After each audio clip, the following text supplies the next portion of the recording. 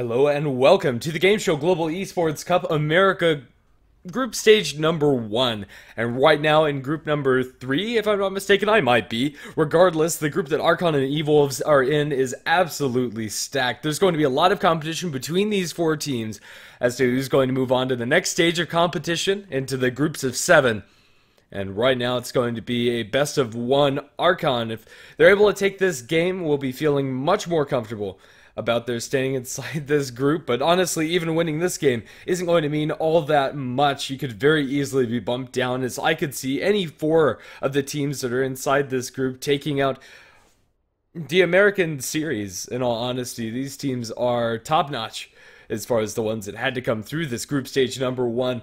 I'm Grandis V. I'll be your commentator for today in this and many other best of ones to follow, so stick around. Should have some very good Dota for you to be watching here today. And to start off the draft, Archon are going to go ahead and ban themselves out the Alchemist Ember's Spirit, and E-Wolves will ban out the Doom.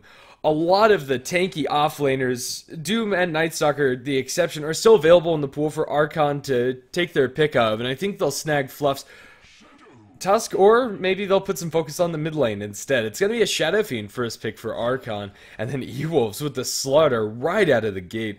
The South American teams in particular have really been loving the Slaughter. Not only is this somewhat of a deny pick against the Shadow Fiend, which could have combined very nicely with the Slaughter to add a lot of minus armor to the mix, we're also going to have a Broodmother very early on from Archon. Both of these teams are going to show their cards at an early stage in this game, which is not something that's very conventional from a lot of the other scenes. But right now, Broodmother, Shadow Fiend for Archon, they're going to be a little bit more in the split pushing game, but it's not going to sacrifice their ability to fight too much.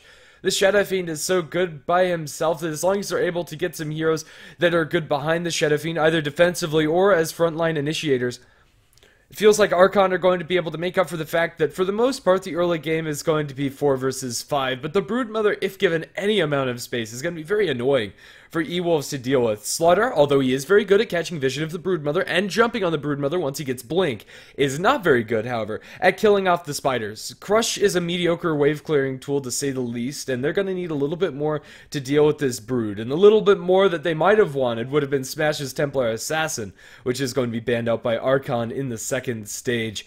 Getting a Broodmother this early on, although it is a hero that can very easily be countered, a lot of the best Broods are comfortable enough to even play against their traditional counters, like a Sand King, an Axe, or something that'd be very annoying for them in lane, and are able to still have an impact. Even though it might be less of an impact than they otherwise would, it still warrants the early pick, and we're seeing Broodmother a lot earlier in drafts than we otherwise would have. It used to be super surprising to see a Broodmother in anywhere else other than the 5th pick slot, and then even in the 5th pick slot, it was a little bit awkward. But now, as the months have progressed, and as the meta has shifted, Broodmother is looking to be very attractive as both teams are so focused on fighting in these large-scale skirmishes that the Broodmother is generally left alone quite often, as the safe lane farmers are going to want to make early rotations, Slaughter being no exception, to put pressure on the enemy team as fast as they possibly can.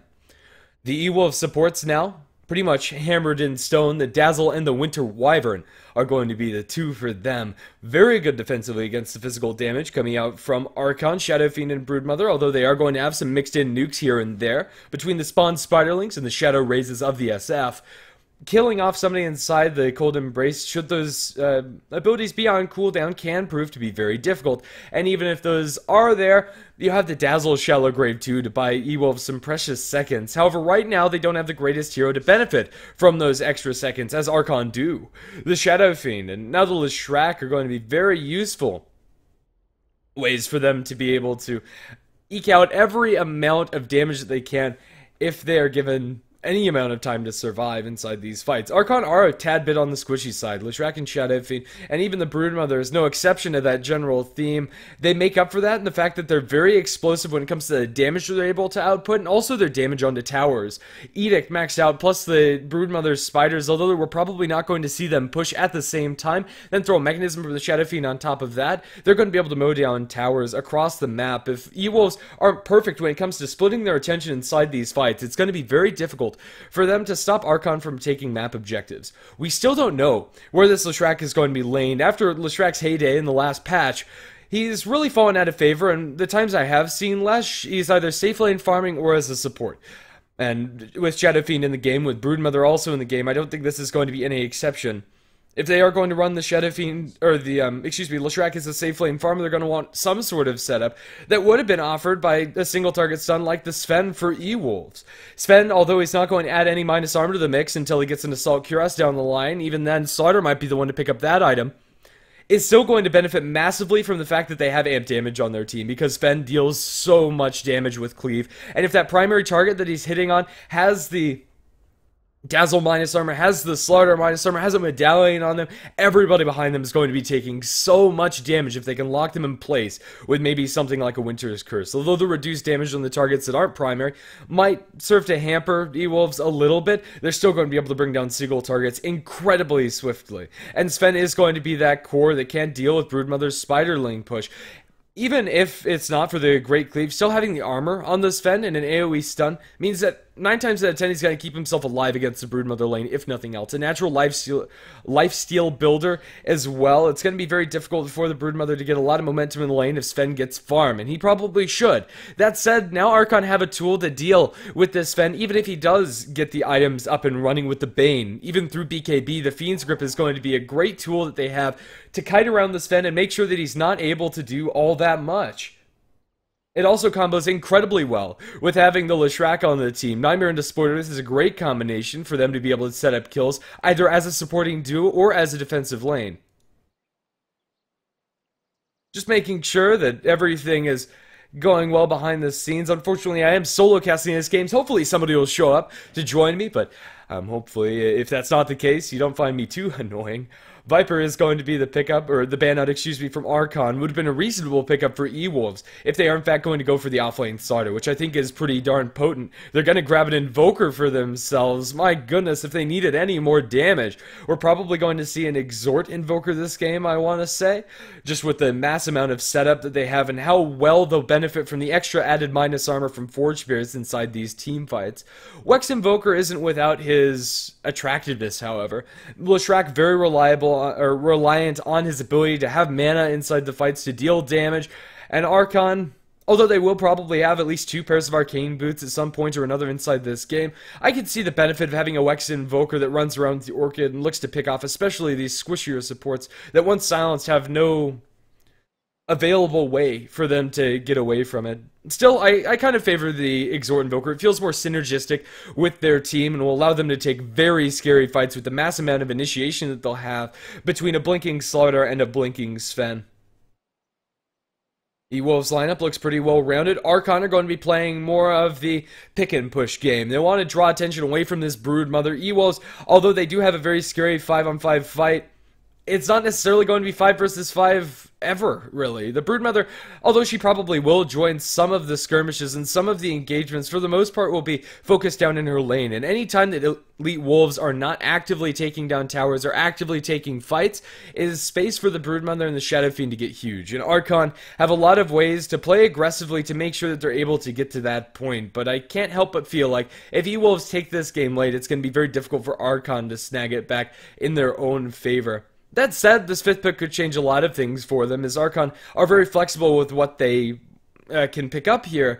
However, their lack of initiation comparatively to the side of E-Wolves is a bit concerning. Late game as well, the Blink Winter's Curse, and then a Refresher Orb from the Winter Wyvern would be amazing, and the Beastmaster is going to prove to help that out for their team. Not a clue how these lanes are going to end up shaking down, but Fluff's going to be handling the Beastmaster. So it looks like he's going to be going offlane, maybe a safe lane Shadow Fiend with a mid-brood. I can see that working out for them. Mid-Broodmother is not terrible against the Invoker, who doesn't have any natural way to clear out those spiders, and in general would be very annoyed by having a Broodmother's presence inside his lane. We'll just have to wait and see if they stay with these player assignments and how these lanes are going to shake down inside the game. I'm very interested. Also looks like Moo's going to be handling the Leshrac. It does suggest that they're going to put him on support. And I think for E-Wolves, their lane assignments, although they could distribute the supports a little bit differently, go for dual lanes like a Dazzle Slaughter, Winter Wyvern Sven, and the other, for the most part, whose core and whose support is mostly set in stone. And I think that's just fine for them. And even their lane matchups, you're probably going to put the Invoker mid. Even though Shadow Fiend isn't a great matchup for him, you really do need those early levels. Well, to introduce our teams, let me go ahead and pull up the portraits so I can see who's who, because nobody really seems to be using their official names on the E-Wolves side currently. TPing up towards top, the Slaughter is going to be played by M-God. Smash is going to end up playing the Invoker, should be going towards the mid lane. That'll leave the Winter Wyvern handled by Masoku. Slaughter is going to be played by N3. And Van will be handling the Sven. And on the Dire side, Archon are going to be putting their Shadow Fiend in the mid lane. Archon will have that played by Jo. Moo will be handling the Shrek, rocking the new set from the Fall Compendium. Broodmother, Monkeys Forever, the only one that used his official name. But I suppose Brian is close enough. Fluff and Stuff is going to be handling that Beastmaster, which leaves, last but not least, Whitebeard on the Bane. As they go out to these lanes, let's see how these bounty runes are going to be distributed towards either side. Top bounty rune looks like they're going to try to give that towards the Beastmaster, and it looks like Beastmaster, Bane, and Leshrac is going to be their lane. Very, very interesting tri-lane coming out from them. It flags to me, at the very least, that they want to be very nomadic with the Bane as well as the Lesh. Beastmaster doesn't really need much help against the Dazzle Slider. He'll always be able to get experience, but ooh, nice deny by the Shadow Fiend will secure him the first soul of the game, but still, with a crush, the Slaughter's able to steal the bounty rune. He'd much rather have the bounty than that first soul.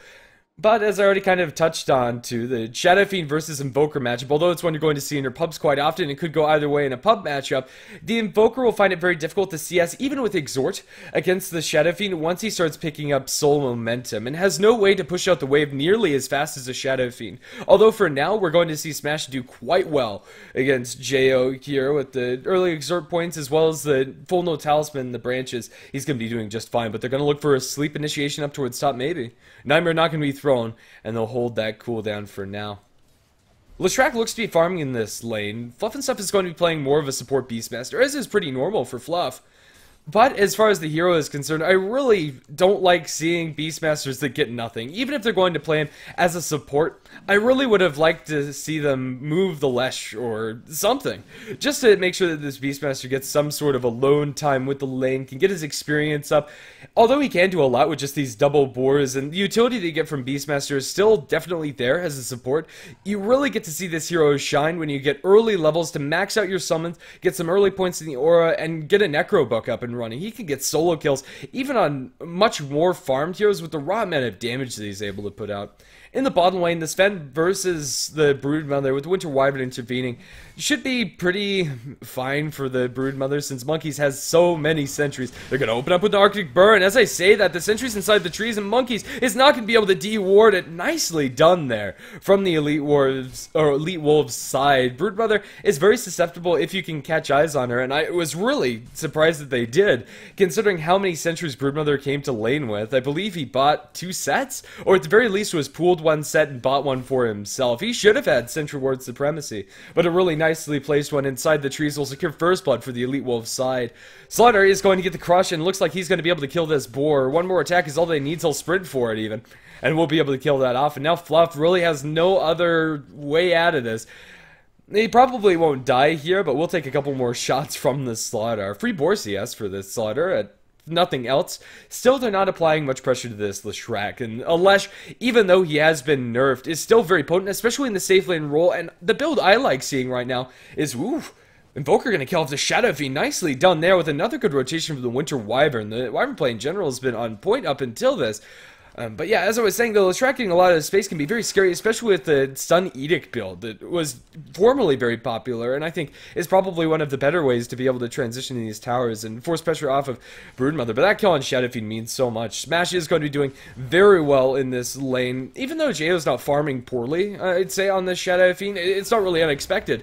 This early point in Alacrity also is doing work. 1-1 and 1 in the Invoker. I'd expect him to go for more of the Exhort style build, and this is just so he has Alacrity as quick as possible. The most recent patch did give Alacrity quite a significant bonus. It's 30 attack speed and 30 bonus damage at such an early point for only 45 mana spent for an Invoker who has enough mana to where that doesn't bother him too much, especially when you have a bottle, which the Invoker does. Not something you see Invokers pick up all the time, but it is going to help him out CS this Shadow Fiend nicely, and I think the way he's playing this lane is good. And again, oh, if he gets a cold snap, the meteor will drop, and it looks like he might kill the Shadow Fiend. He needs a little bit more, and with now another Invoke, will the damage damage be there? Not quite. Uphill. Not going to mess, but the salve healing from the Shadow Fiend will keep him alive. Racing down with the 3 points in Wex, the orbs, and one more auto attack. The Shadow Fiend will fall. In the meantime, up towards top, they're going for a dive. Splitter stun will connect onto the Dazzle, and they'll bring him down. A double kill for Brian Fluff and stuff, as they're able to bring down the Slaughter beforehand. While that was happening, and Sunstrike flies out, and already Invoker has used so many of his spells. This is so weird to see an Invoker with 1-1-1. It's working out well for him, and now puts the second point in Exhort, and is going to right-click down Fluff if they're not careful. Splitters is going to miss. Nicely juked there by Smash, but he's walking uphill into a whole mess of heroes. With this haste stream, he's feeling pretty comfortable in doing so. Has another Sunstrike in 5 seconds, and Dongo's getting dropped low. They'll be able to bring the Slaughter in. Nice crush, and now they'll chase forward. The Sunstrike will connect. The Leshrac will go down with one more auto attack, although the Slaughter might fall as well. Another raise will fly. Invoker slowed down by that board, even with the 3 Wex orbs, is still moving at a crawl. They'll try to chase him down. They have medium and long raise cooling down just a second. Long raise is available, but probably wouldn't connect unless they can catch it around a corner. Smash is going to continue running through 3-0-1. This Invoker will be unstoppable if they don't do something about him quick, but right now they're not able to make that rotation. The Invoker is just a little too swift without that Boar Slow, and Phase Boots are going to help that even more as he is going to crow the bottle. This is a lot of fun to watch. It's hardly ever you're going to see an Invoker that goes for an Exhort build that is this active in the lane and moving into the other lanes. It's quite fun. But still, Archon are farming well, and the Broodmother, no exception, is getting a lot of CS. Although she has fed a couple of spiders towards the enemy team, the Winter Wyvern and the Sven, this is going to artificially inflate their CS, and the advantage that E-Wolves have, although it is there, is mostly in the hands of this Invoker. That said, I can see this Invoker completely running away with this game. If Smash keeps up to the level of play that he's executed right now, 5-3 is our kill score. By no means are Archon out of this, or even close to it. This game could turn on a dime if one of these sides is not very careful. And still, the Broodmother is getting a lot more than the Slaughter in their offlane. And, well, he's not really in the offlane right now. He's looking for a dive on mid, but not going to find that angle. It looks like Archon might be able to push that advantage that the Broodmother is getting in order to take down some towers, which would very heavily put a dent into the early advantage that E-Wolves have, about 750 gold, and experience is almost dead even. And right now, XP is really what matters for these teams' abilities to take fights. Broodmother is going to expand her web network, but if she ever shows her spiders in lane too aggressively, the Sven can make quick work of them, going for a max cleave build, which I do quite like on Sven in general. He's able to farm stacks so very efficiently with this build, and although it is going to hurt his killing potential a little bit, it is not going to be hurting his game plan all that much, especially when you have an Invoker that, if he keeps up this aggressive play, will be doing a lot. Invoker looks like he's going to back up for the Midas after the Phase Boots, and I think that's fine because of how much Invoker benefits from having the hand of Midas. That said, Archon are flash farming inside the woods, and the Shadow Fiend is not too far behind that of the Invoker. Jo, although in lane, it has struggled quite a bit. He's died twice. His net worth is still not looking too bad, as he's able to farm so much quicker. 25-6 compared to 40-3 on this mid lane matchup. Archon still have plenty of abilities to come back into this game, and it looks like he's going to make himself a little bit of a stack, although that last one not quite working out for him. This Leshrac is also a bit of an elephant in the room. We haven't seen this Leshrac really do that much yet, although he has a lot of experience and is going for that Max Edict build. They're going to get a Nightmare onto Slaughter. Nightmare's going to be pulled up by the Dazzle. Nicely done there, and really put himself in no risk. He was a little bit further back at nighttime vision. I'm not even sure if they spotted the Dazzle, and even if they did, he was too far away for them to appropriately react. And if they go on the Dazzle, then Slaughter crushes their faces in as a whole. Ooh, what was that crush? That was interesting. I think that was meant to be a sprint. We'll just forget that happened. A bit of a misclick. Happens to the best of us. But over in the sidelines, another Nightmare thrown in by the Bane, looking for the Dazzle this time around. It's not going to last long enough. The Sunstrike onto the Lesh. He's blown up by the Dazzle. And that's going to be another kill for E-Wolves. They're just playing so aggressively, and it's working out wonderfully for them. The global presence of this Invoker is showing its full force. Cold Snap thrown onto the Shadow Fiend is a cheeky attempt to deny the rune, and it is successful. Nicely done there. Smash. That is so annoying. It does cost him a lot of mana to do so for, I believe, the Invoke and for the cast, but it's more mana that is lost by the Shadow Fiend, and mana for the Shadow Fiend means a lot more when it comes to getting immediate gold income with his raises than for the Invoker, since he already had a pretty hefty pool. He's able to go for that.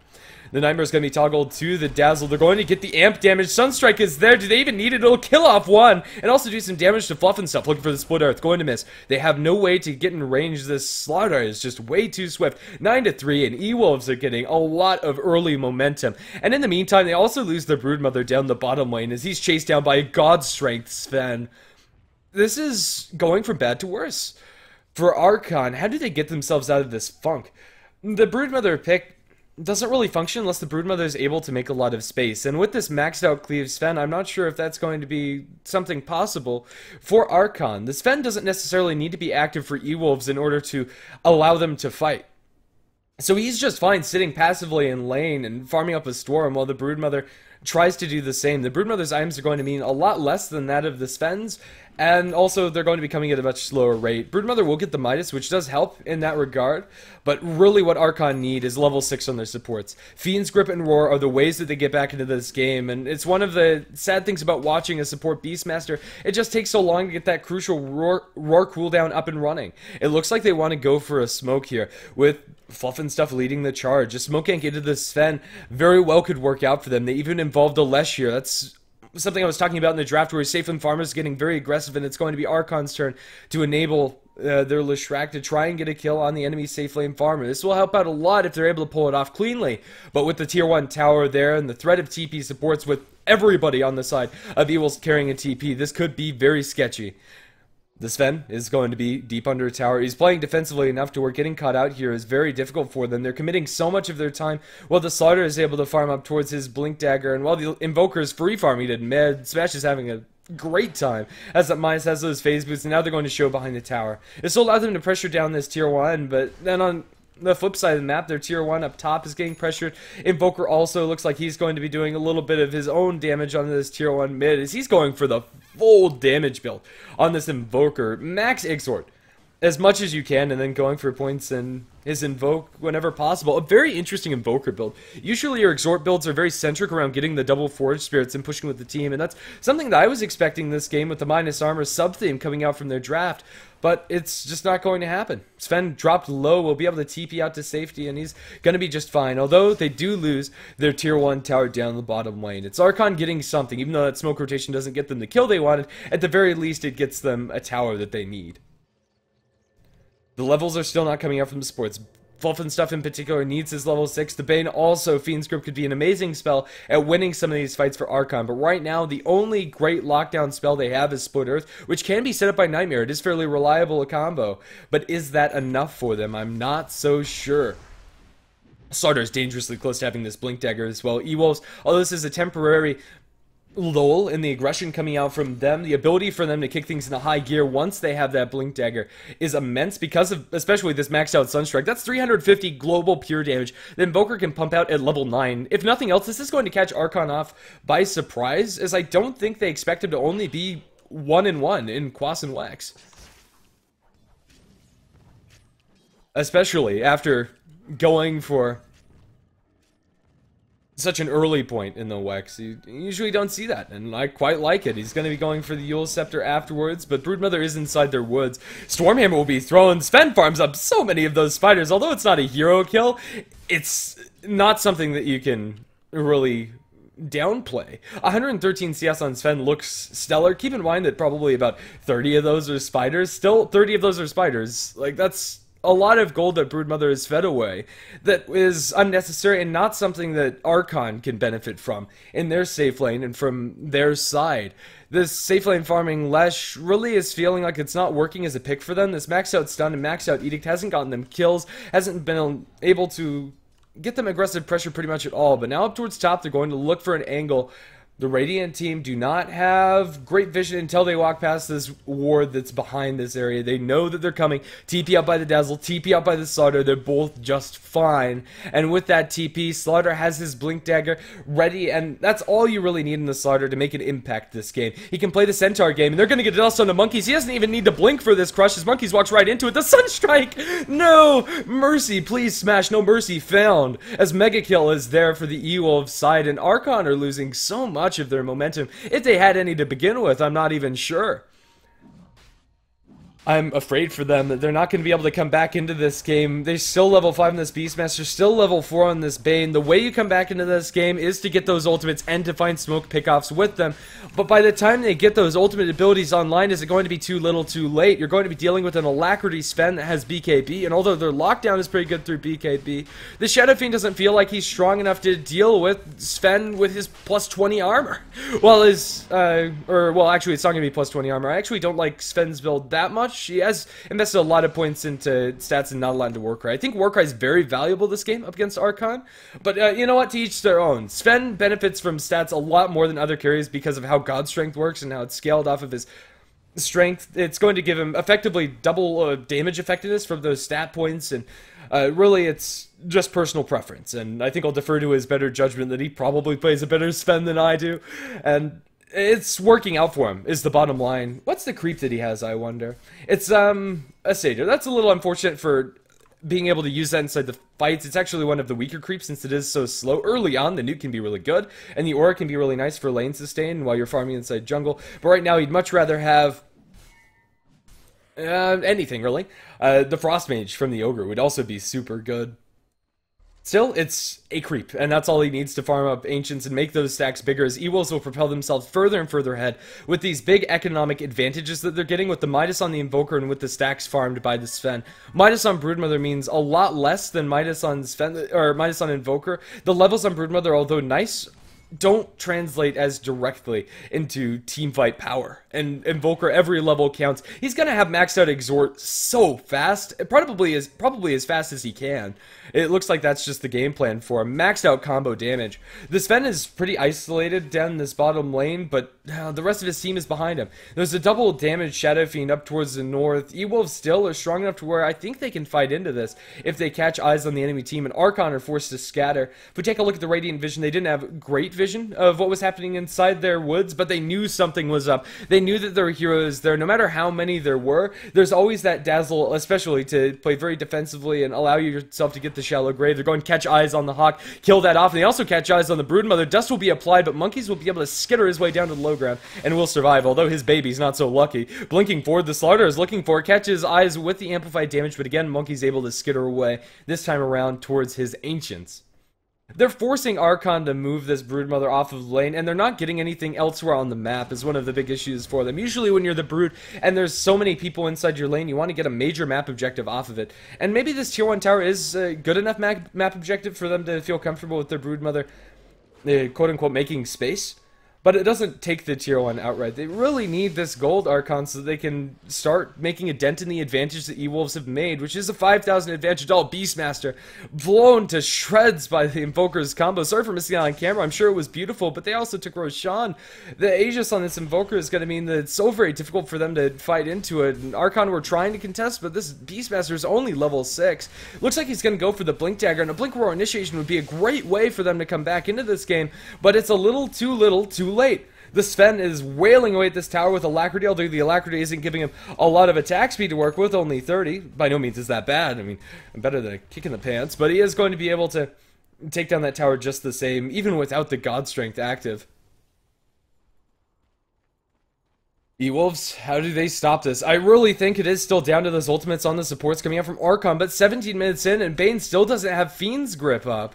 This is such a sad Bane. The combination from the Leshrac as well as the Bane has not worked out nearly as impressively as they would have liked it to.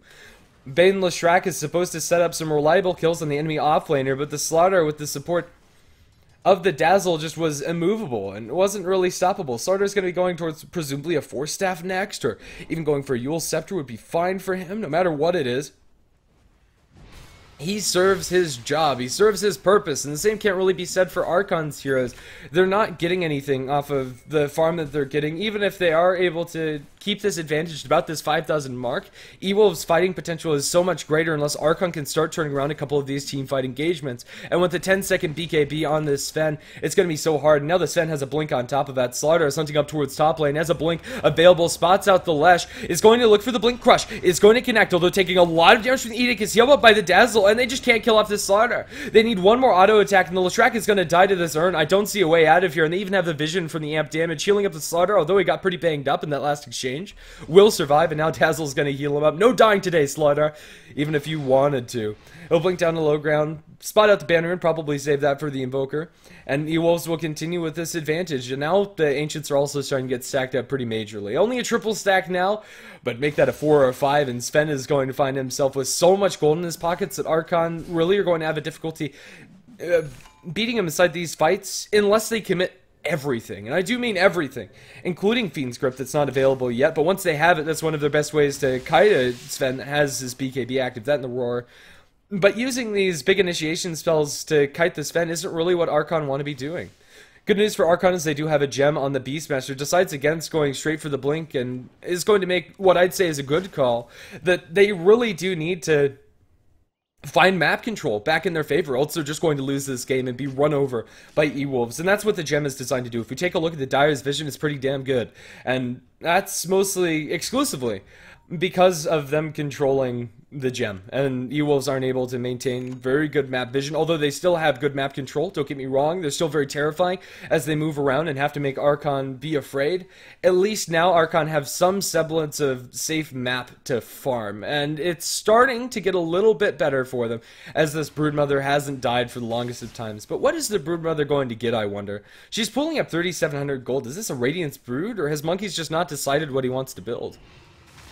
Invoker's hunting. If they find this Broodmother and her Spider army, that's so much gold for them. My goodness, Monkeys is a money pinata right now. Let's see if they're able to smack him down. A ring of spiders. Oh, that looks so crazy when you mouse over them. The invis effect isn't really there. Winter Wyvern gets the dust on all of the Spider army. Can they chase them down? Arctic Burn over towards the left-hand side. The Splinter Blast is going to kill off all of the small ones and slow down the rest of them. And with a little bit of vision, Sen decides to blink the other way. Never mind, but still, you know, for the cost of a dust, Winter Wyvern makes up for that dust and then some. And we'll be able to get towards that Blink Dagger quickly. The supports coming out from the E-Wolf side are just having a much greater impact, either directly with Winter Wyvern or indirectly with the Dazzle and his Shallow Grave, which makes it so very difficult for Archon to find any kills. Still, this slower game state feels like Archon are able to at least get something under their belt. The Shadow Fiend will find his BKB, and that's very crucial at stopping especially the Invoker's damage output. But this is a max Sunstrike, and it's going to be a super max Sunstrike in just a second. He's working towards the Aghanim Scepter next, I imagine. 475 pure damage. The only way to make that better is by getting the Axe to make it 300 or 537.5, I believe. Yeah, 537.5, which is not something that anybody can take comfortably. It's like a low-level Axe Laguna Blade that you can throw globally. How is that fair? Yeah, jokes aside, to put that into context, like, it is fair because the Invoker is getting so much farm that he can have those levels, has level 13, and has maxed Exhort. But it really isn't going to be feeling that way if you're the Bane with only 834 HP, or even the safe lane farming Lesh with less than 1,000. That's more than half of his HP down with a single spell. Anything on top of that, and this Lesh is going to be mowed over. This is a safe lane farming Lesh we're talking about that doesn't have his Bloodstone almost 22 minutes into the game. Granted, he is very close to it. 500 gold till he has that done, but really, is this Bloodstone going to change anything? He needs somebody else to initiate the fights. Bloodstone isn't going to be enough survivability when you're dealing with a mass amount of minus armor coming out from this Slaughter. The amp damage is going to put him well under minus levels, and he'll just be ripped apart by the right clicks of every hero, Invoker included, who also does not insignificant amount of right click DPS when you are this leveled and have so much in Exhort. Tier 2 tower up towards top lane is going to fall as Archon are forced to farm inside the enemy woods. They're doing a good job of not being straight out of this game, but I'm really hesitant to say that this Radiance is going to make any difference. Monkeys Forever has decided to go for the Radiance Brood build. This is going to be okay for pushing out lanes, but it doesn't feel like it's what Archon need. It feels like they need some way to jump on the enemy's side. Orchid probably wouldn't do that either, to be fair, because of the Yule Scepter on the Invoker. But it's not the right type of item for this game. Or maybe it is. I don't know. Maybe Monkeys Forever is going to be able to keep his lane pushed out. This feels like mostly just a farming split push build coming out from the Brood. His ability to join these fights is next to nothing. But maybe that's what Archon have evaluated. They need this game. Right now, the Bane is going to TP back towards base, and he is going to be just fine.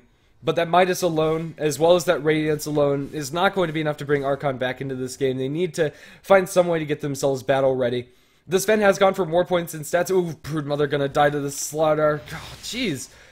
Oh, he was just sticking way too far out in lane without having the appropriate vision to keep himself safe. It's very hard to move around this map if you're Archon, even though I believe they still control the gem on Fluff and stuff, who now has a Blink Dagger. I think they need to smoke with this Blink Roar. Now that they have the Bloodstone, this is the time to do it. They need to find some sort of pickup. They need to find some sort of anything going their way, because right now I can't see it for Archon. They're not getting the towers, they're not getting the kills, they're not getting the Roshans, and at that point it's just a slow and steady race to the end, and it's not going to be very slow. This Sven is wailing away at your high ground. That Enfeeble is so measly. Minus 30 damage. Sven laughs at your minus 30 damage. He has like plus 300. What does he care? He has a Moon Shard. He's going to take out this tier 3 tower, and they're going to be able to keep on going. Archon lost the Broodmother, and they lost their only threat at putting pressure on these side lanes. Split Earth is going to connect onto the Sven, but he still has that 10-second BKB, and the damage that followed up after that Split Earth hardly tickled him. Tier 3 tower is already fallen, but E-Wolves are going to make the conservative play to back off and play things safe. I think this is a good move coming out from them. What do E-Wolves do to... Yeah, the only way E-Wolves are going to lose this game is by throwing bodies at Archon and losing these sprees. And honestly, they're not even that big. The Sven is 1-0-2. He's gotten most of his income from farming. 250 last hits on this guy, operating at faster than 10 CS a minute. Although, granted, it's artificially inflated by the Broodmother and her spiders. This is the next move that Archon can make to try and come back into this game, and that's to go and smoke into Roshan. However, they're just not doing this fast enough. E-Wolves could probably push high ground, although the boar is going to try its best to delay things. Now they might start getting suspicious. They're going to drop the defensive weave on them. Look at Sven's armor. That's without Warcry. They are going to lose Roshan. Double life on the Leshrac. Maybe this is enough for them to be able to take this fight. It's going to be hard. Those Slaughters jumping under the tier 4s. Gets Ward. Requiem on top of him. Slaughter gets Shallow Grave. And will survive for a little while longer. And in the meantime, you have a Sven that takes your racks. Winter's Curse will be thrown out. Oh my goodness. The Leshrac is demolished. The Svengers can't be stopped. And now they're going to move on. They tried to kill off this Invoker. Brain Sap. Nightmare's going to dodge that raise, but the secondary one will fall. They get 4 kills. And that's something, at the very least, for Team Archon. But what they don't accomplish is saving their melee and range barracks in mid, as both of them have hit the floor. E-Wolves are going to lose the gold exchange in a vacuum. If you take a look at that, it looks like a good fight for Archon. And if they held the racks, that would have been beastly.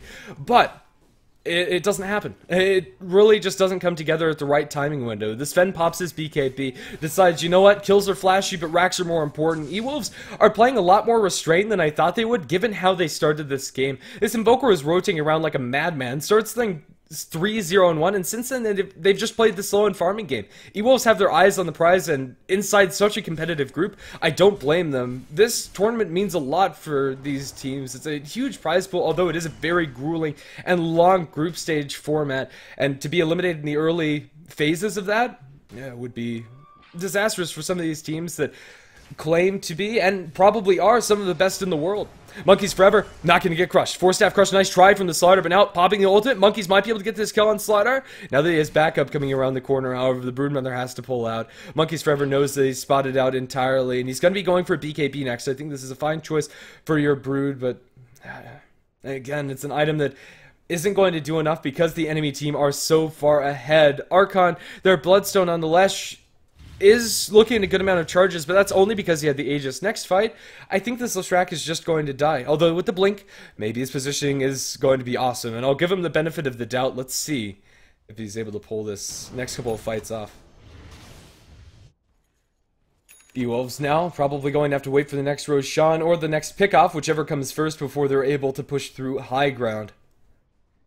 And, well, this could be a bit of a long one, or maybe not. It really depends on what this next Roshan means for either side. If Archon are able to defend this Roshan, this game could last anywhere between 10 to 30 more minutes. And, well, 10 minutes is probably a very conservative estimate, even if E-Wolves are able to take out this victory. But if Archon want to win this game, they're going to need to drag it on a little bit later. Looks like Beastmaster, after going for that blink, might decide to go for the Necrobook, might decide to go for the Force Staff. Depends on how utility-based he wants to go for the team and how much he wants to go for the tower-breaking items. And I think going for the Necrobook is probably the right move from Fluff and Stuff this game. They need some way to pressure the enemy lanes and pressure the enemy towers after they win a fight. Holding is nice, but unless you can transition that hold into an aggressive play on the enemy side of the map and take down their structures, the hold means less and less. You have a heart on this Sven.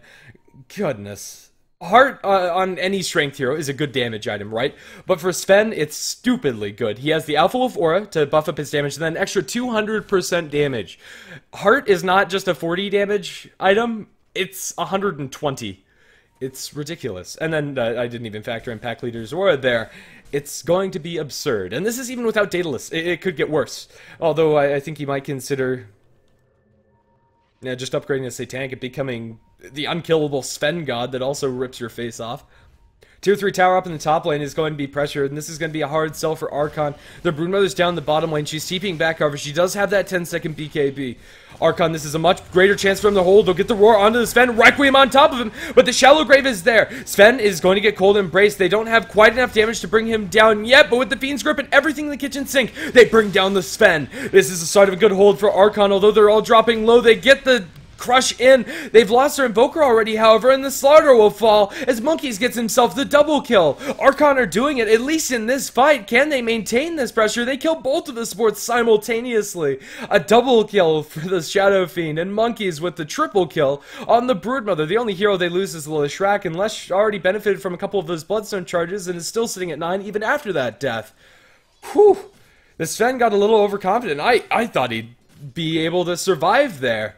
The Shallow Grave, they just didn't have the appropriate ways to get him out of there once he was fully committed onto that high ground. Archon, sure, have to commit everything.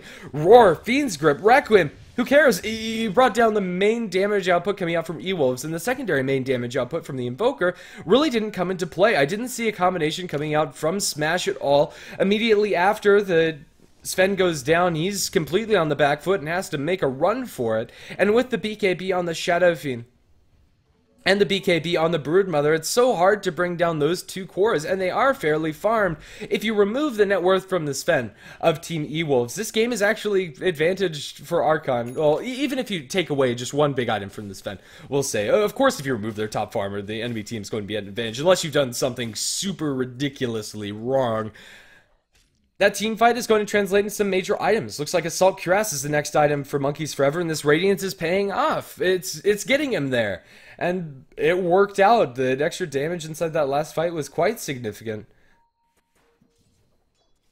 Yeah, and the mischance too. Although Sven, when he has his BKB popped, is able to avoid that. The Slaughter and the Invoker have no real ways to deal with that, and won't for a long time. They'll farm up these level 1 Necro books in the mid lane. 200 gold going their way is not insignificant, but as this game scales later and later, it does mean less than it would have if that was a fast Necro book coming out from the Beastmaster and it was his first item, and then he was losing them.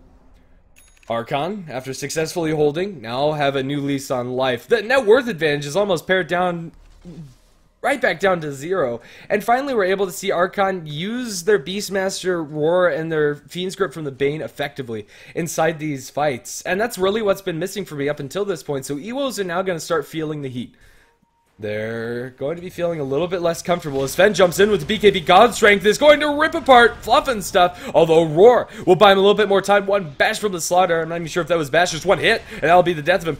He'll try to get off that sleep, but Bane can't even do that. 2 clean kills for E-Wolves, and just like that, without that initiating power from the Roar, without the Fiend's Grip, E-Wolves will feel a lot more comfortable just waltzing up to their high ground. Alacrity, Sven!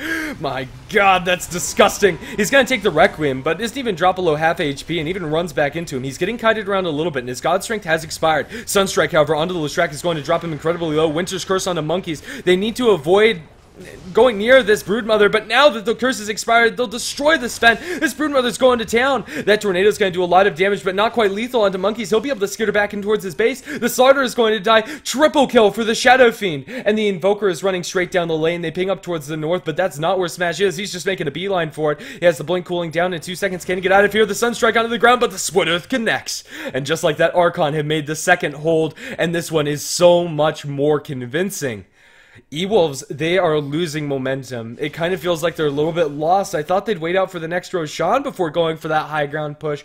But now that they don't have nearly as much power relative to the enemy team after those last 2 fights, Archon could very easily bring this game back towards their advantage. 17-6, and Archon are playing very well from behind. Very conservative play, sure, but their high ground defense fights have been orchestrated almost to perfection. I think the bigger issue for E-Wolves is that theirs isn't.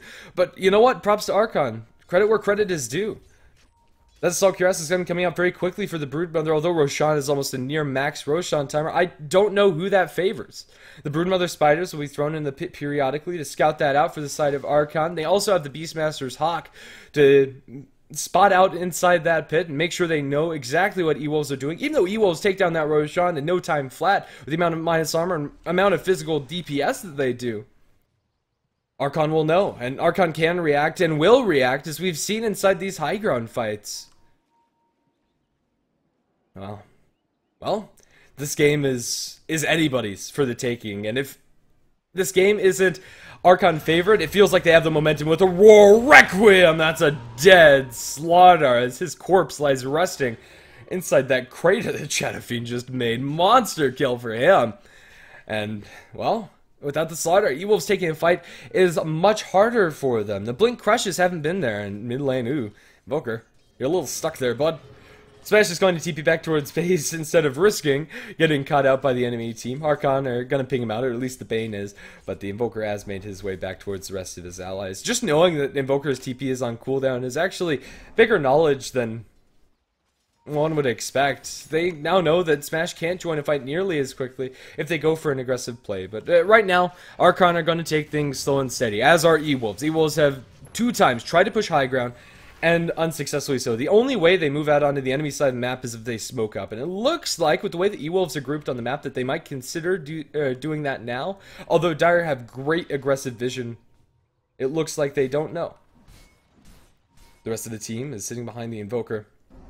They haven't showed yet. They're going to group up in the middle of the lane, and this wasn't spotted out by our Dire movement, but they probably expect Sven to be followed up by somebody, at the very least.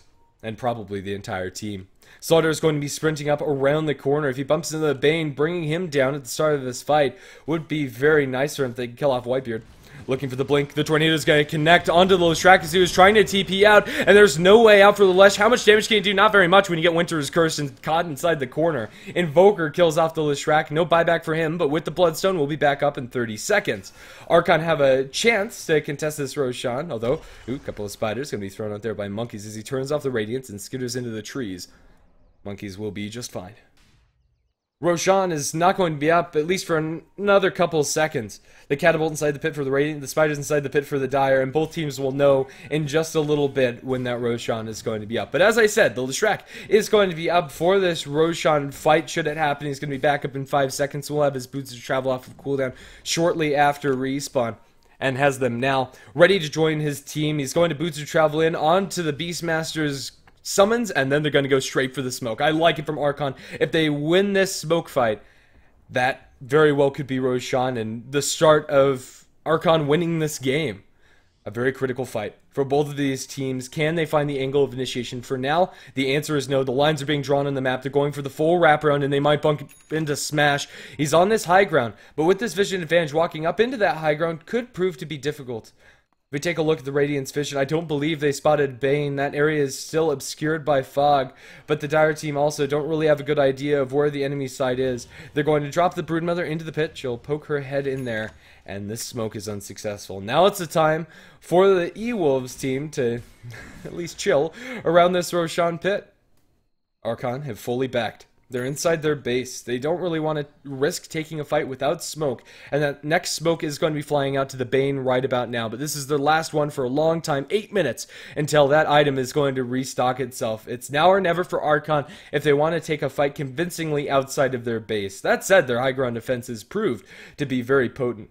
Roshan is scouted out perfectly by this Hawk, and in general, the Hawk vision is really such a crucial part of fights, especially at nighttime. Even though nighttime vision is a little bit less, at least you have that flying vision to somewhat make up for it. Yeah, Hawk being less effective doesn't really matter much because the enemy team has less vision too. Well, now they're going to look for the Blink Crush. It's going to be on the creep wave, but at least they get a BKB out of Broodmother. Good reaction time for Monkeys, I suppose, but the Crush didn't even connect, and that's an 8-second BKB down the tubes. Monkeys Forever's ability to fight inside this Roshan pit is significantly hampered. They're going to pop the God Strength, amp damage, and look at that Roshan melt. E-Wolves are going to be able to take this out in just a couple of seconds. Aegis the Immortal for their Invoker. Chi is going to be handed the way of the Sven. He consumes his Moon Shard for it, and it looks like it's going to be a Basher or an MKB for this Sven. Probably MKB would be my guess, but who knows. Refresher Orb, Shadow Fiend, alright. The Requiems have been very important at killing this Sven off inside the last couple of high ground defenses, although I'm not sure if I'm feeling it entirely for the Shadow Fiend. I really would have liked to see a Butterfly or maybe even a Assault Crest for their own team. No, that's actually already built by the Broodmother. Forget I said it. It really is down to how effectively he's able to use that extended BKB time and that extended Requiem time. It is so crucial for the Shadow Fiend to take these engagements that I can understand the pickup, and I think it could very well work out, although it's not something you see very often as your third major item on the SF. Maybe later down the line, after you pick up something with a little bit more right-click DPS, but it is going to come at the cost of that right-click, with especially the War Cry, which is now maxed out for the Sven. The 20 armor is going to mean that Shadow Fiend's hitting like a kitten, even with presence of the Dark Lord inside this fight, and really it's all about those Requiems. Now the high ground push is going to commence. They're chipping down this tier 3 tower, throwing axes and lightning at the enemy team to try and clear this out. It's a delicate situation that either team could look to engage, but right now there doesn't seem to be an opening for the Radiant team in particular, as they're mostly blind. The Tire team also don't have the greatest amount of vision, but it's substantial enough for them to be able to take this engagement. Where are the Hawks in all of this? Beastmaster has yet to send out the next round of Hawks, and he just wants to make sure that this one is close enough to the fight that they're going to be able to get that high ground vision. Looking over the sidelines, Winter's Curse on the Monkeys. The low sword will be applied to the Winter Wyvern. They blow up the Beastmaster before he's able to get off a single roar. The second Requiem will be thrown, but it's just not doing that much because of the BKB on the Sven. His damage output is significantly decreased, especially with the misses that he's getting onto Monkeys. The Incap Bite is working its magic, but is it doing enough? No, not with the Bash from the Slaughter. And they'll kill him off. Shallow Grave onto Smash, still surviving, but he's not going to be surviving for much longer. They'll be able to bring down Smash inside their base. A successful hold for Archon, although a costly one at that. No buybacks were spent on either side. E-Wolves have been held off, and that was supposed to be their push with the Aegis on the Invoker, but that Aegis just didn't mean too much for them.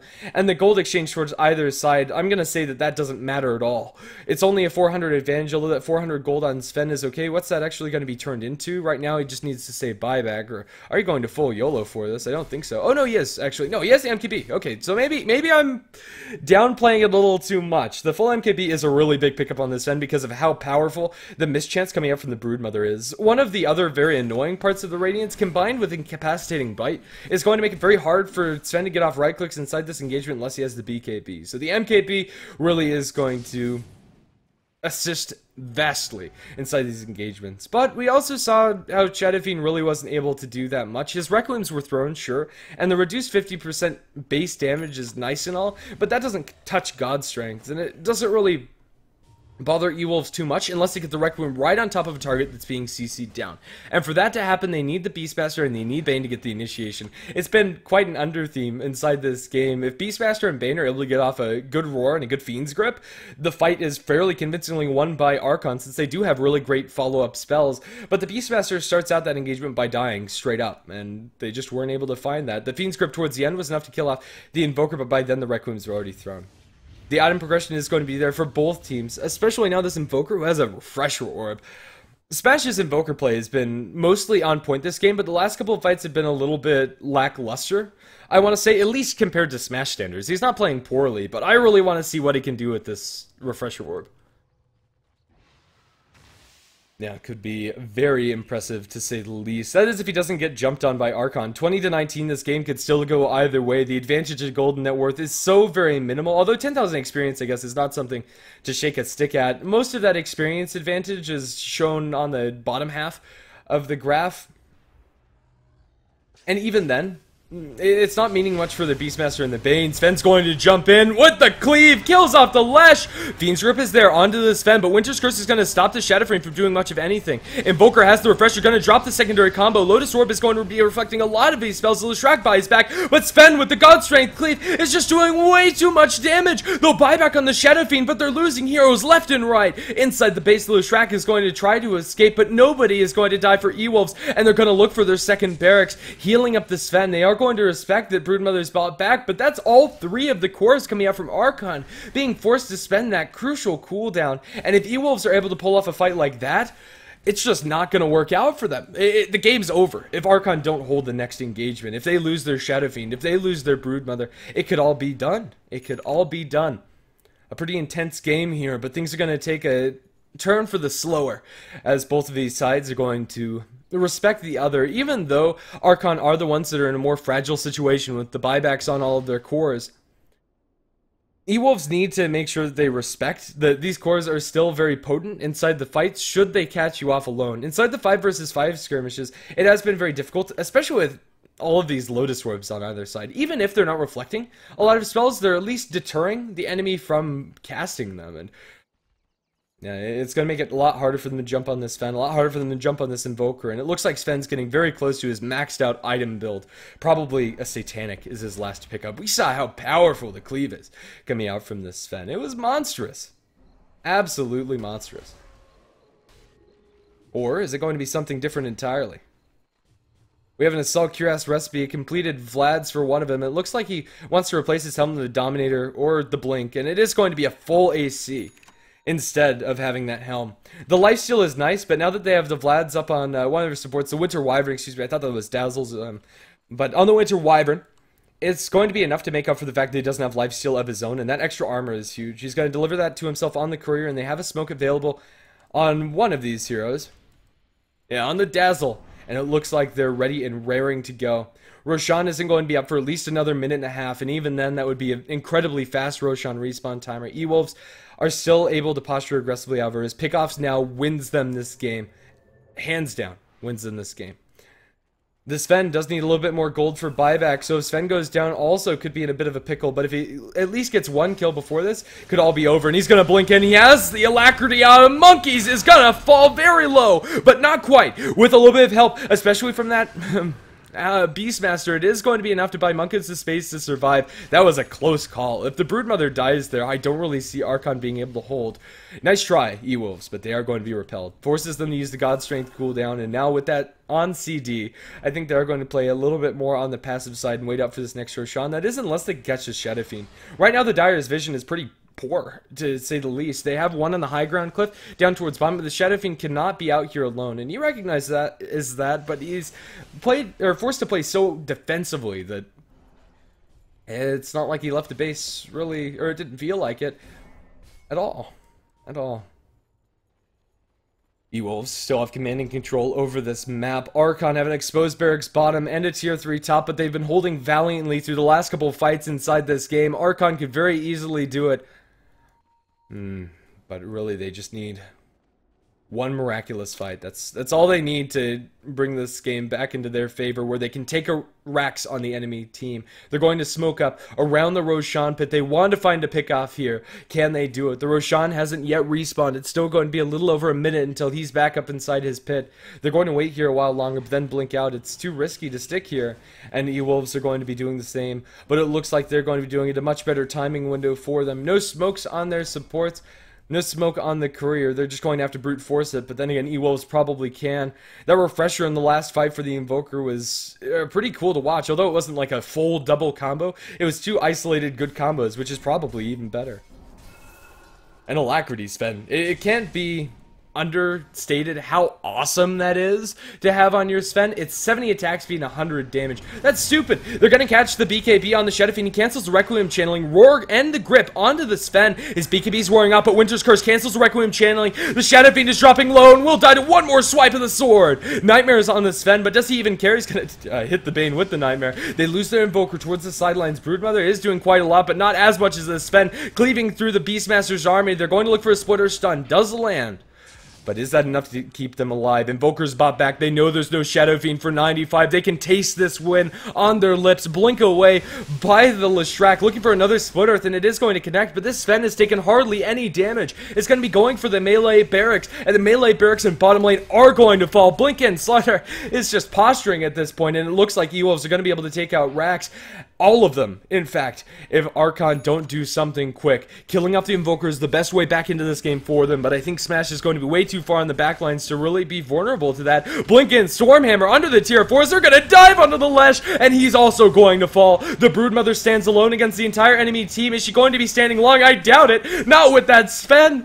Oh my goodness, the damage is absurd. They're going to take down Mega Creeps here, and that's good game called out by Archon, and a great game to start out this group, a very close one.